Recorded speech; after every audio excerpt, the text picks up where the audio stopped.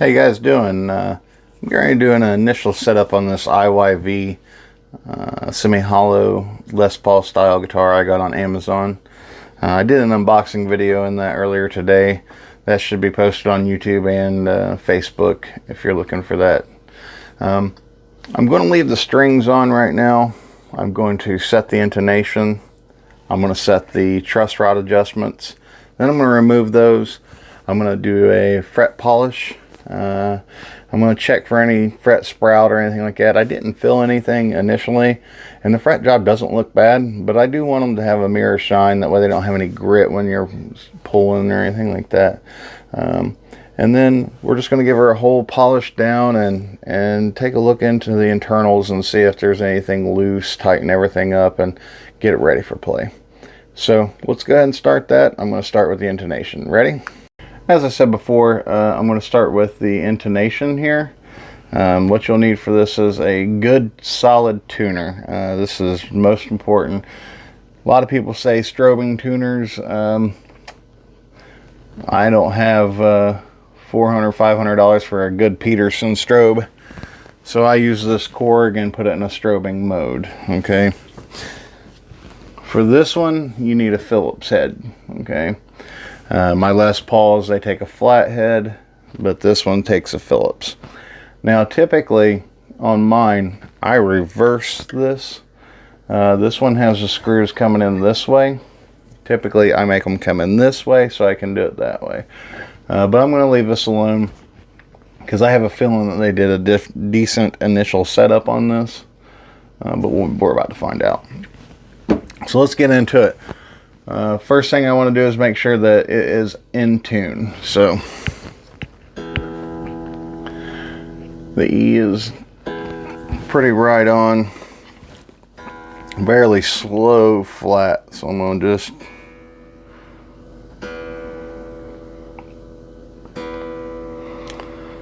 the slower that thing moves away from it, there you go, that's what you want to see.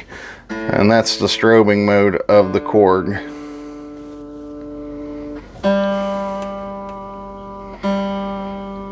So that's a little sharp. I want a little flat.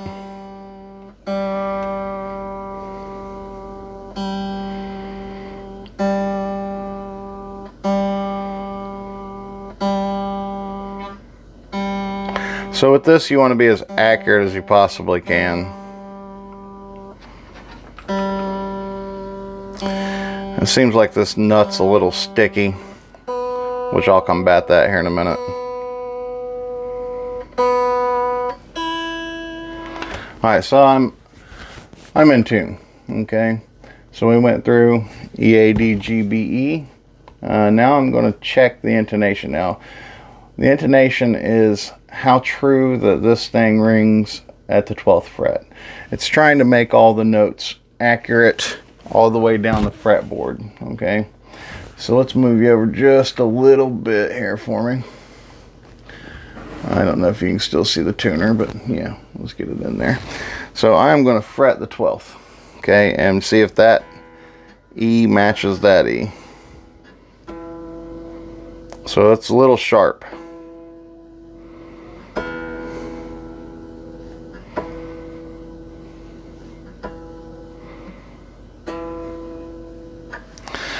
Okay, so we'll make our adjustment. I pull this back a little bit, and this is where I prefer them coming this way rather than this way. I'm always afraid I'm going to scratch the pickup or something of that nature. And it's pretty important that you have the right size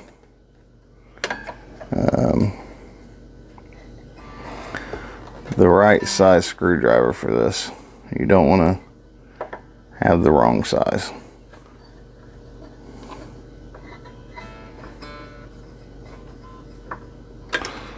Alright, let's try that again. I need to tune it back up. See if we went. Got any closer there.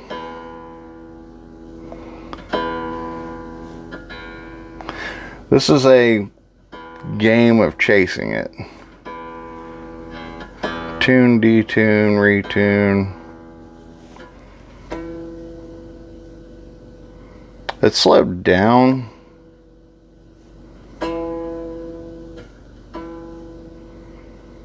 So we still got to go back a little bit more. I'm going to go ahead and do a couple of these strings, come back, and we'll talk about some other things we're going to do. But that's basically the principle. You're moving it back and forth until everything's in line, each string one at a time. And once it's set, it should be set. So we're going to continue on that, and I'll come back. Okay, so let's talk about this intonation job I just did. So every saddle I had here had to go back. It was all sharp. I had to flatten everything out. This one went as far back as it could possibly go, and it's still not enough.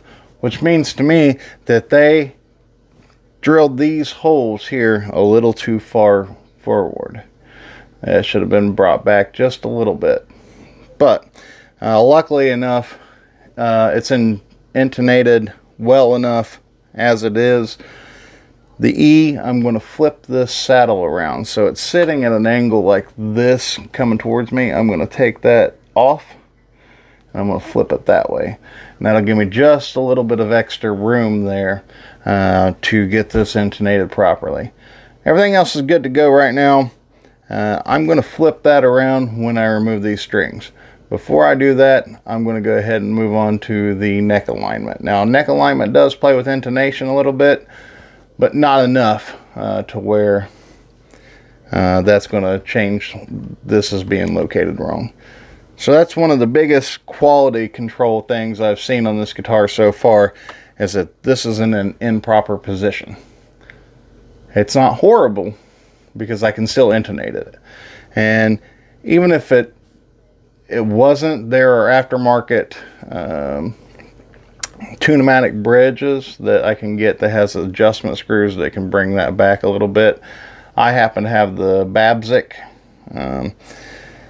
I would not put a $188 bridge on a $215 guitar, but they do make stuff like that that are more like $20 on Amazon or eBay. But luckily I don't have to do that. So let's move on to the neck adjustment, and I'll show you how to do that. Okay, so I have this which is called a notch straight edge, and the idea behind this is I put this down on the fretboard and I eyeball underneath of it. What I want to see is no light coming from underneath of it. I look at it in multiple places in the neck, but mainly, so I do have a little bit of a gap here, which means it's sitting this way because it's flat up here and there. So what I need to do is tighten that back just a little bit to flatten it out. Okay, so I mainly look at that at the first gap here and the last gap to see where I can find any issues. I was looking all over for that, couldn't find it. So I'm going to go ahead, let me try to move you here. I'm going to go ahead and take this little plate off, and that hides the truss rod. Okay. Again, make sure you have the right size screwdriver for every job. It sucks having to replace screws because they're stripped out. I've had to cut notches into Phillips head to make them flat head to be able to get them out. It's not fun. Don't lose your screws. Alright. So I'm guessing this is metric because it was made in China. And I'm guessing this is about a 4mm Allen key. Not sure yet, but we'll find out. And I guessed right on. So I'm tightening it this way. Loosening it this way. Loosening it will give you that dip. Tighten it will bring that dip back. Okay.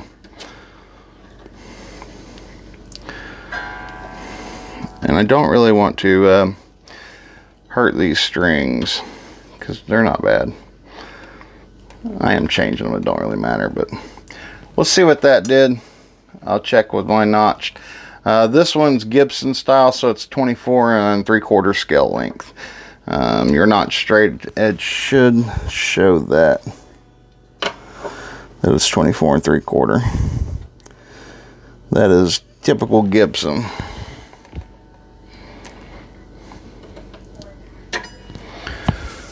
Looks like it's still got a little bit of a back bow.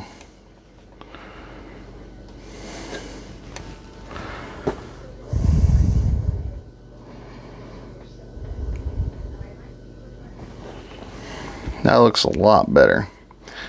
Alright, so let's go ahead and get the strings off, start the fretboard. Okay, I'm going to leave you at this camera angle because I'm going to show you this thing. This is just a rechargeable electric screwdriver. I have this little bit on it. I got Musician's Friend. It's a Nomad. Fits right in here. And this has made string changes fantastic for me. Very quick, very painless.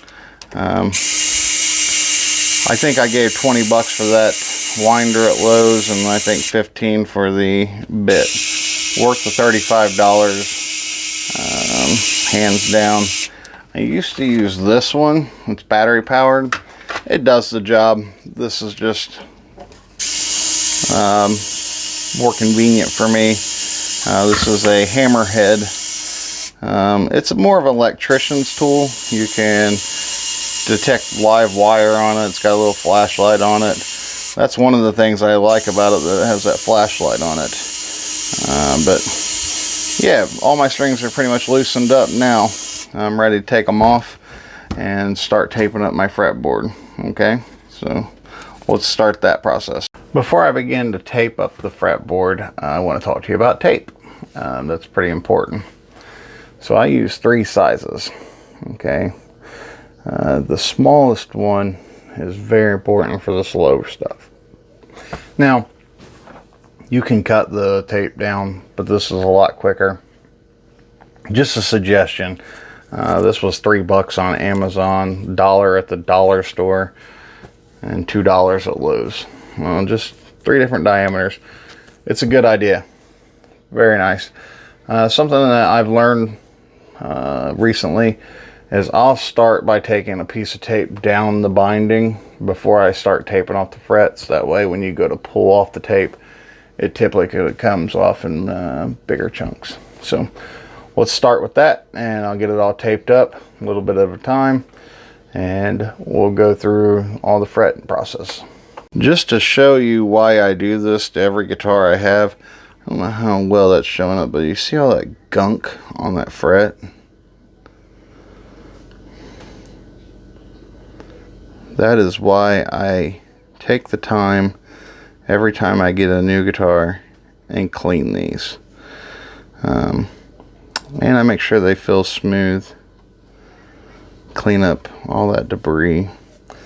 So it is not going to look like that here in a few minutes, and we're going to go over how and why. So one second. Okay, so if you've taped off this fretboard right, you should be looking at something like this. Now, it occurred to me, this is a $200 guitar. That means I should probably go ahead and check the fret rocker to see if I have to fret level and crown. I'm not excited about that, but I think it's a good idea. So this is a fret rocker, what I have here. Okay, and basically I take it between 3 places and I see if it rocks. You hear that? You don't hear that? Got very little play here. Very little there and there. So keep going. You do it all the way down.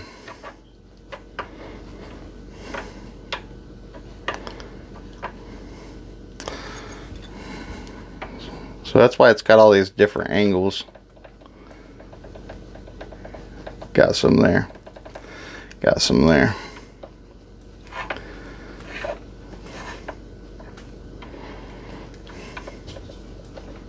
got some there. So what happens there, if they're not all level, you'll get buzzes.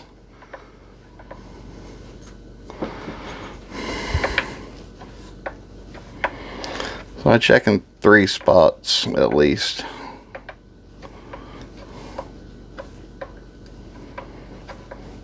On each fret.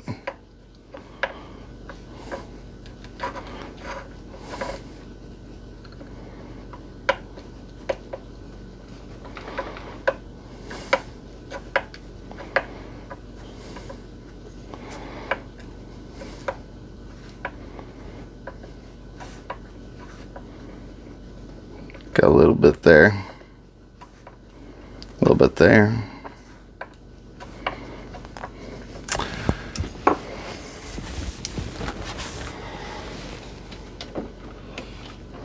So all that means is, to me is yes, I'm going to have to do a level. So we're going to start that. I'm going to show you that. So I have a very small leveling beam. This has done me just fine. A lot of the guys have big ones that, you know, they don't have to use very much. I have to go back quite a few times, but this was $10 and I'm happy with it. It does the job. I need that, and I'll need the black marker. Okay, so let's get on it. I'll show you how I level. So I go through each fret with the black marker. And I just put marker on there. These are very gritty. I'm glad I'm doing this. So we just make sure there's marker on all the way across the top. This is going to show us that we've taken off material everywhere that we need to. So I'm going down all the frets and doing that. We're going to have to let that marker dry a little bit, okay? Because if you just walk up to steel with fresh marker on it and start rubbing on it, you're just going to get your marker all over whatever you're rubbing on it with. So yeah, it just takes a second, hit them all. Markers and pencils, oddly enough, are very big guitar tools. You have to have a mechanical graphite pencil, and I'm going to show you that here in a minute, what that's for. Alright, so I'm done marking that. This is going to be your roughest side here. So we'll give it a second, let it dry. It looks dry to the touch here, so I'm just going to back and forth, up and down the whole thing until I've removed all the marker. So you are taking off a thin piece of the material here. I like to also hit at the side here when I do this, and that just kind of helps start the rounding process that I'm going to be doing anyways. I'm almost there, it looks like. Still some up at the top. You have to go up and down all of them, and there's a reason for that. It's if you make them low up here, you're making them high up there, you know.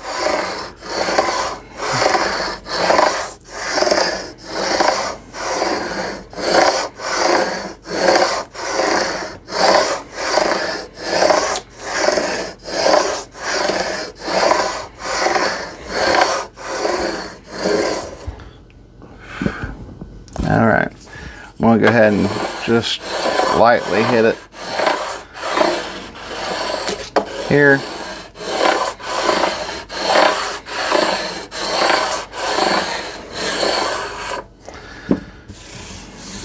Okay, now let me show you what that's done.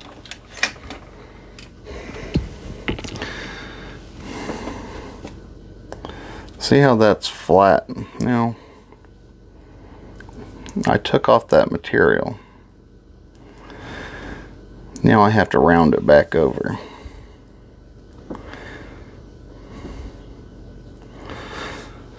So just like anything else in guitar work, there's specialty tools for that. This is the one I have.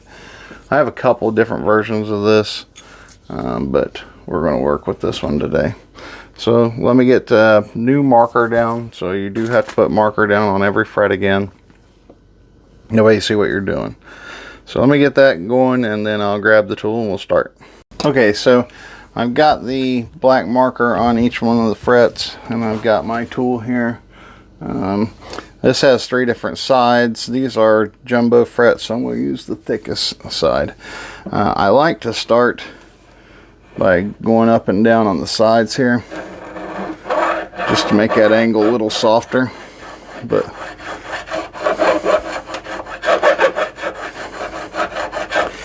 okay, you don't want to take too much. You want to see that really thin line there, that black, and that's where I really want to be, right there. It's pretty fast if you have the right tool pressure.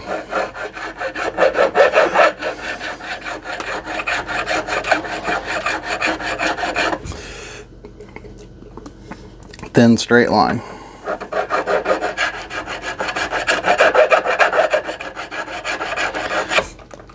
You don't take too much off this. Now I've got a little bit of tool marking in this one, which is going to be okay because I'm going to do the fret buff and polish here in a minute.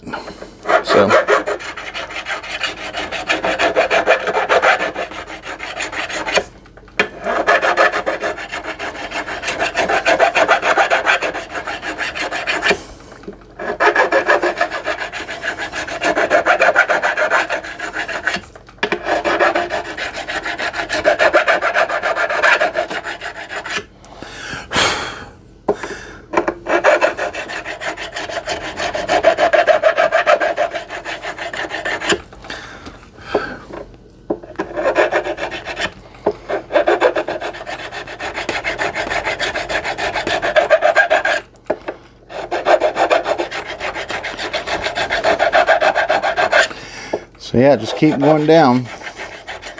This 21 fret here, so 21 frets of this.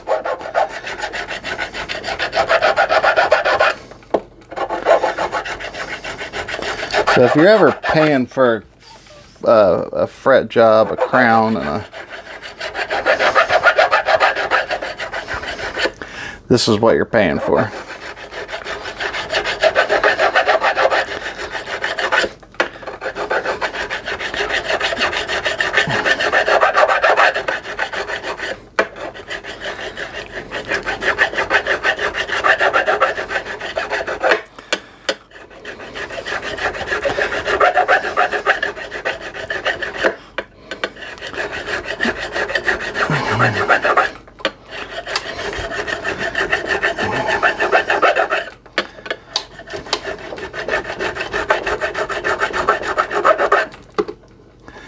These last 2 are going to be a little bit difficult for me.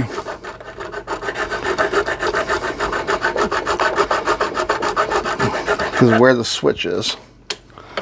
I think we'll have to come at it the other way.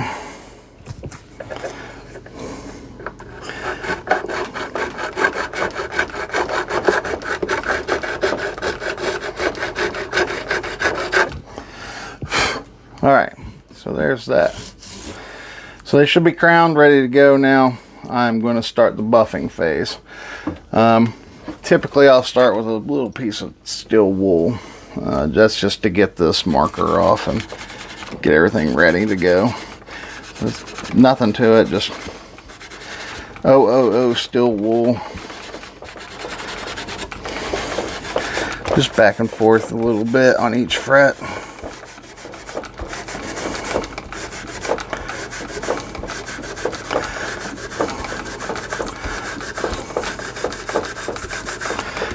So that's nothing, just real quick. So I have these little pads here. These are micro mesh pads. They range different grits. I try to lay them out as they're supposed to be here.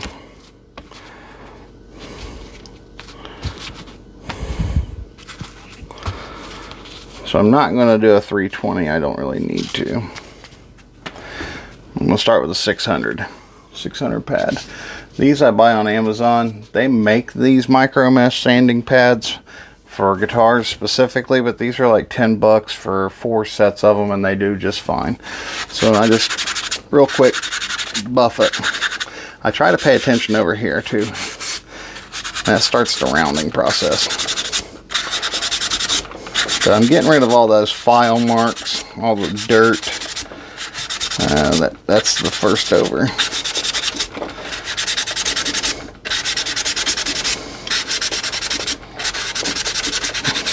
So I put more pressure around here as I'm doing this, and that starts rounding off those frets. And now if I had fret sprout, I have a specific fret file for that. And if I wanted to really round over, this is what I use. It's a Fret Guru, and you'll take that and you'll come around each way. But they felt good, so I'm not going to mess with that. I'm going to the 1000.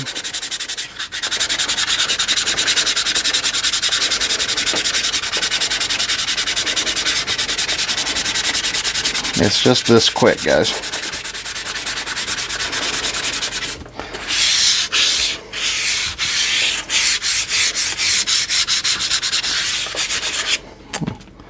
$1,500. I know my workbench is shaking here. So as I get into these higher grit grades, I'm going to pay more attention to the ends. You'll see. 2000. At this point, I'm just buffing. I'm not actually removing much material at all.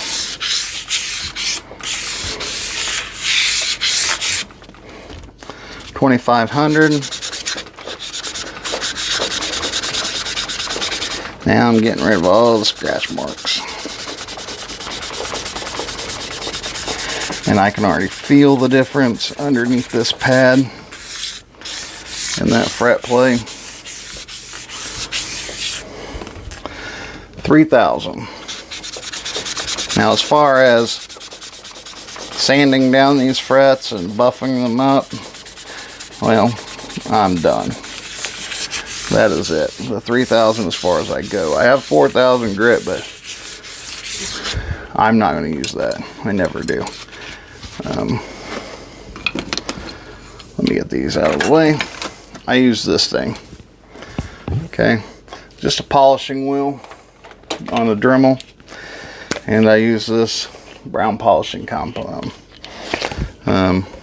This has been my go-to past year and a half, and I've barely scratched the surface of this compound, but I just lightly hit it, and that's going to get that mirror shine on these things, and they're going to play like glass after this. So on this $200 guitar, it just got a $150 fret job. And I don't know if this is coming through on camera, how different these frets look after just hitting this for a second. But it's the difference of shiny and dull, I guess. You know, it was pretty dull and now it's super shiny.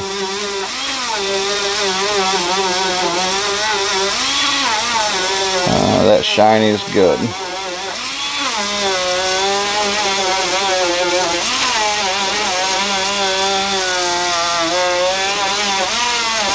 So just hit them all.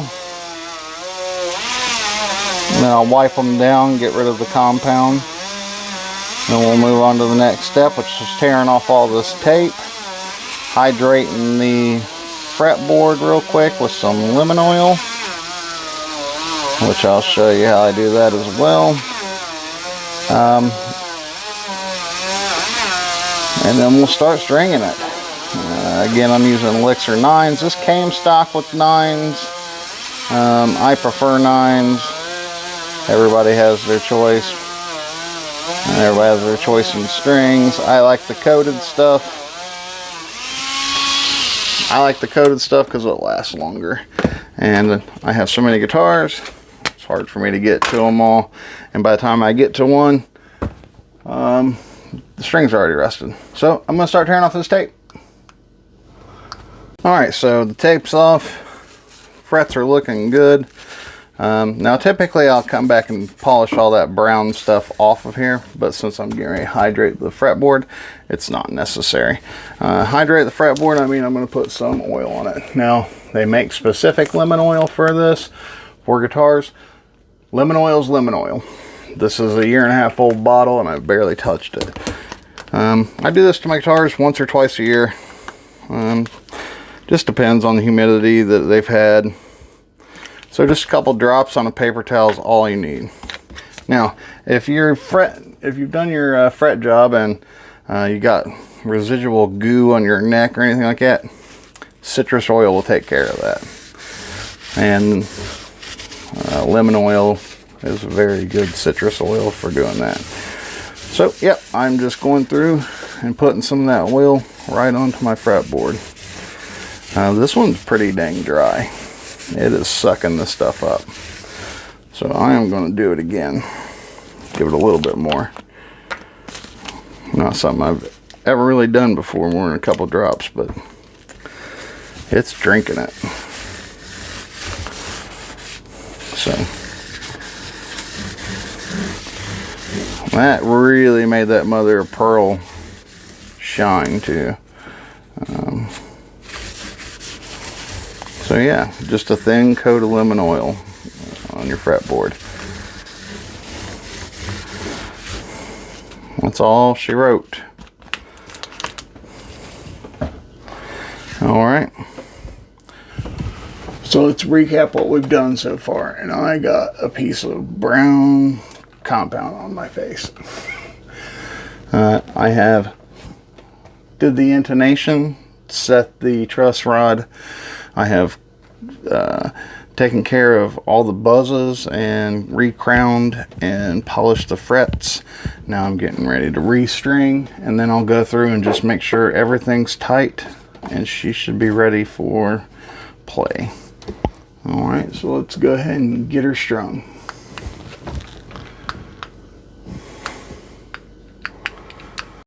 Okay, so I've got almost all strung. I'm going to do this last one real quick, and then we are going to clip off, tune up, and see what we got. I decided I was going to spare you the other 5 strings, because if you know how to do one, you should know how to do them all.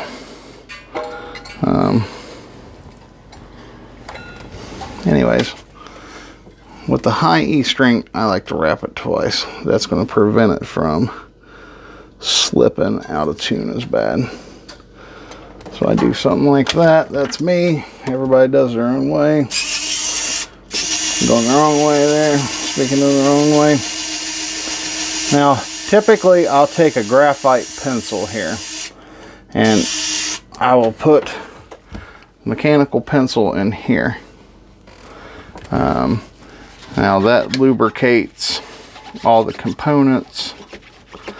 Or the nut there, but with this I decided not to, because I plan to put a Graphtec nut, which is self-lubricating, on. So there we go, it's strung. Let's go ahead and clip these off. We'll tune her up. Make sure you don't lose any of these clippings.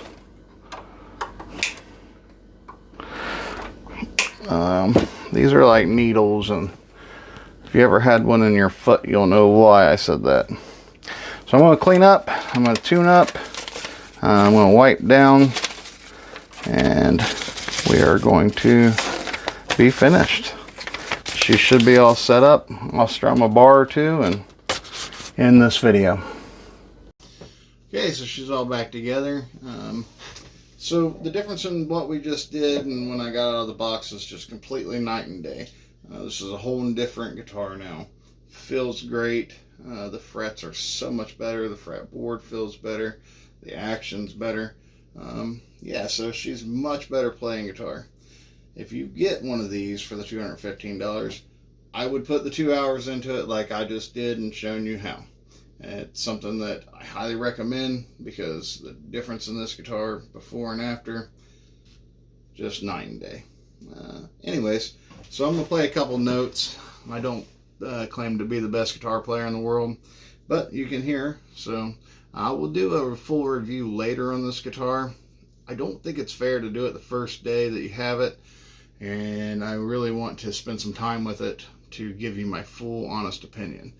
But as of right now, I'll tell you, for $215 and 2 hours of my time, this has to be the best guitar I've ever got for this price. I mean, it sounds as good as my Gibson, or not Gibsons, I'm sorry, my Epiphones. Anyways, there we go.